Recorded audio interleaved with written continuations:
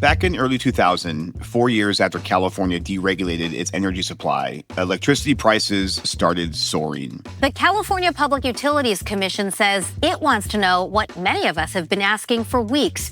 Why have utility bills skyrocketed? It wasn't known at the time, but new energy traders in the deregulated market were manipulating prices by creating artificial imbalances in supply and demand. By the end of the year, the situation was totally out of control. There were rolling blackouts across the state, and skyrocketing wholesale prices rippled into neighboring states. It was a complete disaster. From April to December of 2000, we saw an 800% increase in wholesale energy prices. And that was the start of months of rolling blackouts across the state that put lives at risk and hurt the economy. In the aftermath of the crisis, California restructured its market again. And that new market called for better ways to charge customers for electricity. The California energy crisis of 2000, 2001 shook up the world quite a bit, the world of electricity, and that's when smart meters began to finally be considered and rolled out. After 20 years studying dynamic rates, Ahmad Faruqui finally saw an opportunity to test out innovative billing schemes. Unlike analog meters, smart meters could track electricity consumption every hour, which meant utilities could charge different prices each hour based on overall demand. This is a concept known as time-of-use pricing. And California became one of the first states in the country to do a pricing pilot, a brand new kind of pricing pilot with 2,500 customers and 3 utilities working jointly in that pilot along with the 2 commissions. But the pilot wasn't a hit with customers. They didn't understand why electricity seemed to be getting more expensive, not less. You would keep telling them the price is lower during many hours of the day, but they would say, well, but you're charging me a higher price during the most important time of the day, which is my evening hours, my dinner time, my TV time, my family time. And Ahmed, a trained economist, didn't understand why customers were not responding to the price signals.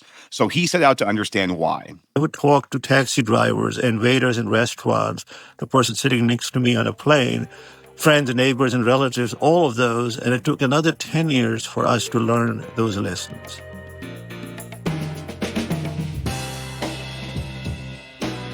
This is With Great Power, a show about the people building the future grid today. I'm Brad Langley. Some people say utilities are slow to change, they don't innovate fast enough. And while that might not always seem like the most cutting-edge industry, there are lots of really smart people working really hard to make the grid cleaner, more reliable, and customer-centric. This week, I'm speaking with Ahmad Faruqui, a former principal at the Brattle Group and an expert in rate design.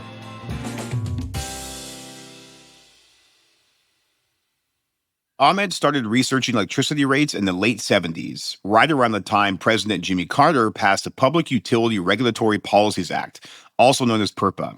The legislation led to time-of-use pricing pilots across the country. So we had 16 pricing pilots throughout the U.S., including Puerto Rico, but nobody had smart meters. And so the biggest barrier in the 80s and 90s was the absence of smart meters. But those wouldn't come for another 2 decades. And during that time, Ahmed continued to research smart rates. And then the California energy crisis happened. It suddenly put pricing in the spotlight. And so smart meters were just a prerequisite to having smart rates. After he wrapped up the California pricing pilot in 2006, Ahmed joined the Brattle Group, where he worked with utilities across the country and the world on smart rates until officially retiring in 2021. So I started our interview by asking Ahmed how pricing pilots evolved in the years following the energy crisis. You worked on projects in Maryland, Connecticut, Illinois, Florida, Ontario, lots of places with different demographics. How did these projects change over the 20 years you worked on them? Did you see a steady evolution? I have to say there was definitely some change in those experiments, the pilots across the different regions that you mentioned. I also worked on some of these issues internationally. There was a common thread, though, which is will customers really want to be on these rates? What do we need to do to customers on the rates? Because unless the customers take the rates, it's not going to do anything to peak demand or electricity cost, etc. The change that came was through a technology, not digital meters, but through electric cars. Electric cars, or EVs as they're called, were the defining moment.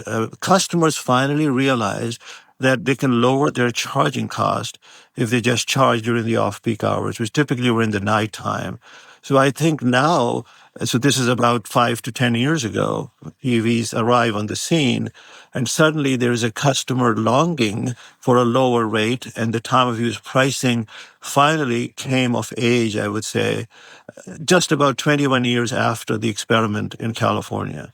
Do you see another kind of killer application emerging? I know we hear a lot about heat pumps. Do you think heat pumps might have the same impact to kind of get people more towards dynamic pricing? So heat pumps actually came up for discussion about 5 years ago. I was talking to a person in Illinois who was asking me, can time of use prices help promote heat pump penetration? And I thought hard about it, and I concluded it by itself cannot, because a heat pump, which is both an air conditioner in the summer and a heat source in the winter, will be running precisely when there is a peak situation in the summer or a peak situation in the winter. Actually, it'll create a peak demand in the winter that currently doesn't exist. So a heat pump and time of use rates will not necessarily, it won't be a good marriage, so to speak, but what will make a difference, and this is not time of use rates, but it is a marginal cost pricing rate that I have in mind. So what you would do is, for a customer who buys a heat pump, you would say, we're going to give you a lower price for just using the heat pump. Your bill for everything else will stay unchanged, but you're adding a new beneficial electrification load, so we're going to price that at marginal cost. And with today's digital technologies and AI, they can easily track how much electricity the heat pump is using. So if the average rate, like for example here in California in the PG&E service area, is 40 cents on average for the typical house, for the heat pump usage, it'll be 10 cents. And you could add a time of use layer on it too, but it'll be a substantially lower price just for the heat pump. If you pull out your crystal ball, how do you see this influx of DERs continuing to impact rate design? So DERs, by which I guess for me, energy efficiency is a DER, demand response or load flexibility is a DER, and so is solar and batteries and electric cars. So all of these new technologies lumped together are DERs. Some of them will raise load growth, EVs and heat pumps certainly being those two. But then there are other DERs which will lower load growth, like energy efficiency, demand response, and certainly solar. So what will be the net effect of those is anybody's guess at this point in time. So there are some people who are saying it'll lead to incredible load growth. And some are excited about it. They're salivating on the prospects of more revenue coming in. But the customer is equally smart and digital, and they will undertake steps to manage their bill. So I have a hunch it may cancel out, but it may not cancel out. And right now the crystal ball is very fuzzy. The other major issue, especially in California, is the duck curve and peak demand in general. Talk a little bit about the nexus of peak demand and dynamic rates. Yes, the duck curve has become more pointed with the passage of time. And if you look at places like Australia or Hawaii, it is even more pronounced. So what we will see happen, let's say with time of use pricing and maybe dynamic pricing as well. Dynamic pricing is just a more sophisticated version of time of use pricing. In Australia, they have introduced what they call the sponge tariff. And it is basically the off-peak period is now in the afternoon as opposed to at night. And that's what we will begin to see happen is time of use pricing will still be there, but the periods will shift from, like, for example, for PG&E, the peak period about 30 years ago was from noon to 6 p.m. Then it shifted to 2 to 7 p.m. And now it's shifted to 4 to 9 p.m. The peak will keep on going into the later evening, early nighttime hours, and the off-peak will be in the middle of the day when the sun is shining and you have a lot of solar generation, both supply side and customer side. Maybe for the benefit of our audience, taking a quick step back, because we're using different terms here. In your expert opinion, what's the difference between time of use pricing and dynamic pricing? The time of use pricing simply means that prices vary across the time periods of a day. So there's a peak period, a mid-peak period, and an off-peak period. They are the same hours every day, and they are the same prices every day. Dynamic pricing says, well, but on 100 to 200 hours of the year, the power system has a critical condition. There might be outages because there's a shortage of supply. And therefore, in those few hours, 100 to 200 hours, we have to have even higher prices. And that's what creates a dynamic price. It's kind of like surge pricing that Uber has.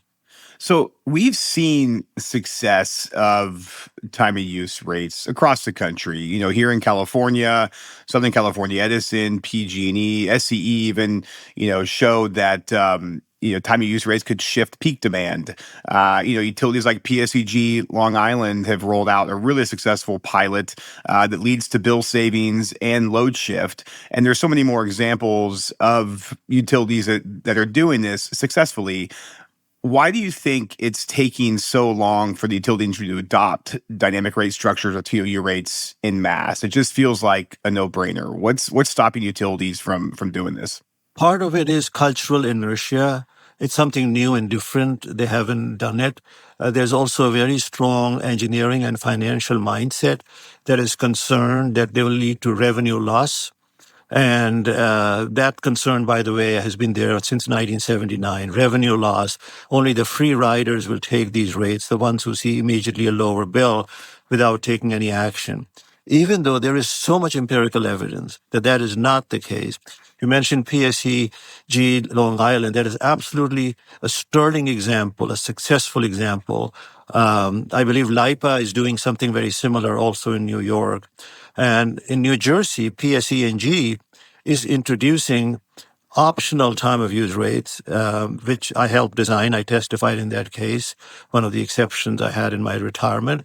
So I believe we are beginning to see change happen that we have not seen in years. Actually, the person who reached out to me from PSE&G New Jersey, he said to me, we have waited for 10 years to reach out to you. Now you're retired. Now we are ready to do it. Can you please make an exception? So I said, yes, I'll make an exception. And, in places like the state of Washington, even in Nova Scotia, in Canada, so people in these new areas still continue to think that their customers are different. So everyone feels the need to do their own pilot, which is fine, but let's not get stuck in doing pilots forever. Let's try to actually move to actual implementation. And my advice is you don't really need to do a pilot because we already have 400 pilots across the globe. People do respond. Not everyone responds, but you don't need everyone responding. How do we make this simple for customers?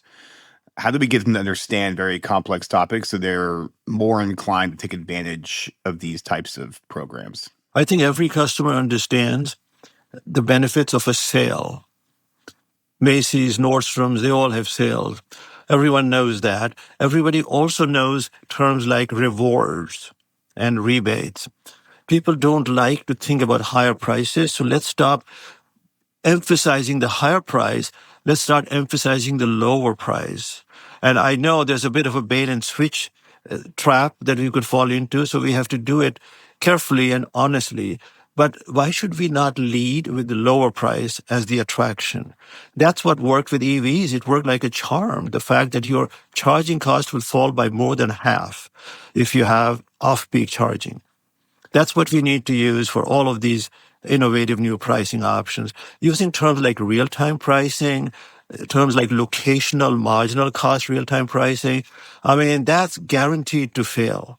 While we're talking about different kind of compare and contrast topics, I'd love to get your opinion. A lot of conversation around time of use specifically is opt-in versus opt-out. Maybe spend a few minutes talking about the difference between opt-in and opt-out, and if you fall on one side of the fence for which one you think is better for the industry and for customers. So for years, I was a big supporter of opt-out pricing. My view was that is the cost of service. Our job is to convey accurately the cost of service to customers. But what that ignored was the fact that for decades we have had flat rate pricing. And so if you go suddenly to time of use pricing, for every customer. In other words, opt out. That's like a big change. Customers are not going to be ready for it. So if you are interested in doing ultimately cost-based opt-out pricing, do it gradually. Begin with opt-in. Begin with word of mouth kicking in, customers saying, hey, this is really good, I'm saving money to their neighbors and friends. Let the opt-in open the road towards opt-out. Don't suddenly go to opt-out. So I support both of them, and you could have both of them at the same time. You could have an opt-out default rate, which has, let's say, a differential of 2-to-1 between peak and off-peak. So off-peak is 50% lower. Or you could say peak is 2 times higher. That's the default.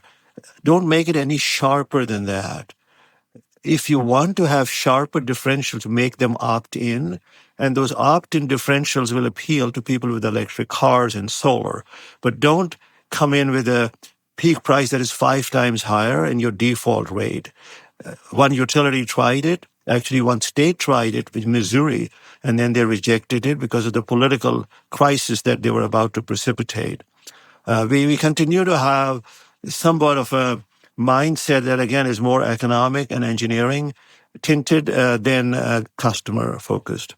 So you can have both, but you have to have different price ratios. So what's the optimal recipe for good dynamic rate design? What are those key components that will lead to success? Keep the peak period short. Make sure the off-peak savings are considerable. Make sure you educate and inform customers on what actions they need to take to benefit from the rate.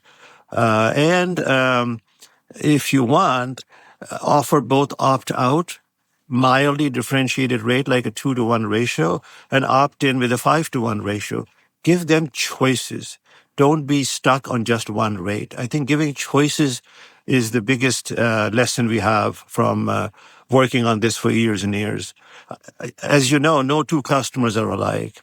I mean, even within the same house, you'll find the spouses have different preferences, and neighborhoods have different preferences. So give them choices.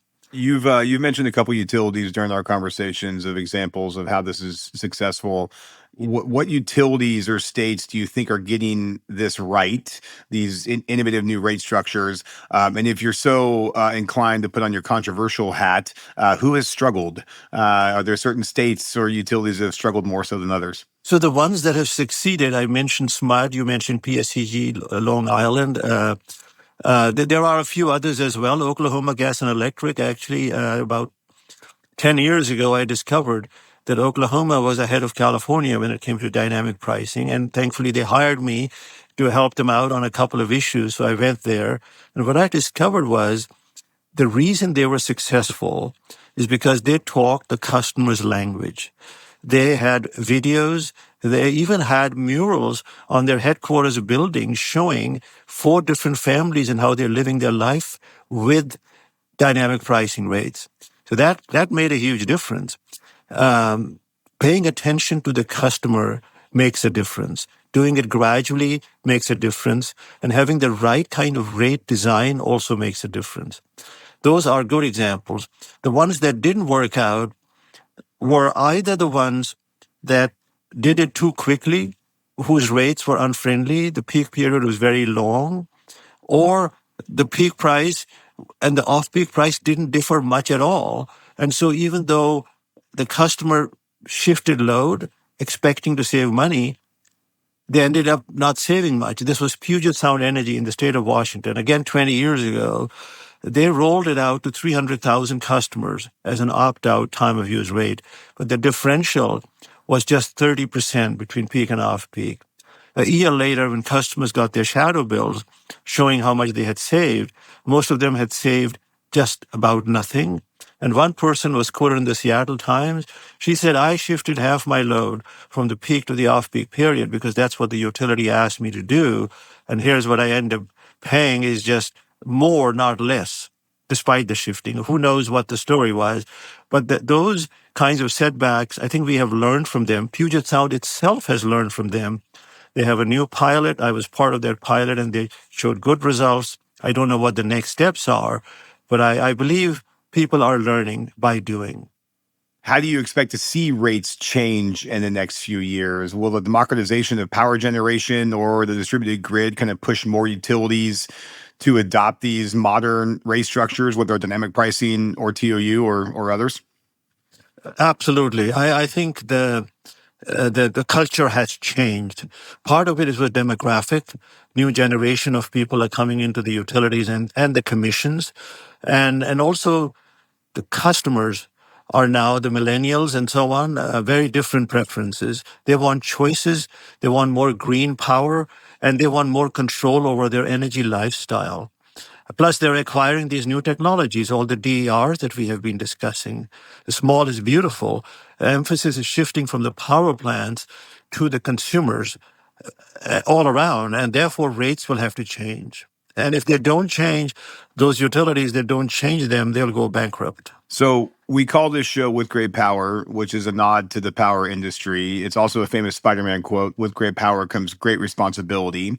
So tell us, what superpower do you bring to the energy industry? I don't think I bring much personally to the energy industry other than lessons learned. I have made every mistake possible. And yes, I have changed my views on certain topics, but I think we learn by doing. And I think I'm a living example of that. Some people don't like the new positions that I have on many issues, but that's the new life that we all have to live. We can't just be, as I put it, rigid like an ox. Well, Ahmed, you are a rate design expert and rock star, and I appreciate you coming on the show with us. Thank you very much. Brad, it was a pleasure. Ahmad Faruqui is a freelance economist and former principal at the Brattle Group. With Great Power is produced by GridX in partnership with Latitude Studios. Delivering on the clean energy future is complex. GridX exists to simplify that journey. GridX is the enterprise rate platform that modern utilities rely on to usher in our clean energy future. We design and implement emerging rate structures, and we increase consumer investment in clean energy, all while managing the complex billing needs of a distributed grid. Our production team includes Aaron Hardick and Mary Catherine O'Connor. Ann Bailey is our senior editor. Stephen Lacey is our executive editor. The original theme song is from Sean Marquand. Roy Campanella mixed the show. And the GridX production team includes Jenny Barber, Samantha McCabe, and myself, Brad Langley. If this show is providing value for you, and we really hope it is, we'd love if you could help us spread the word. You can rate or review us at Apple and Spotify, or you can share a link with a friend, colleague, or the energy nerd in your life. As always, thanks for listening. I'm Brad Langley.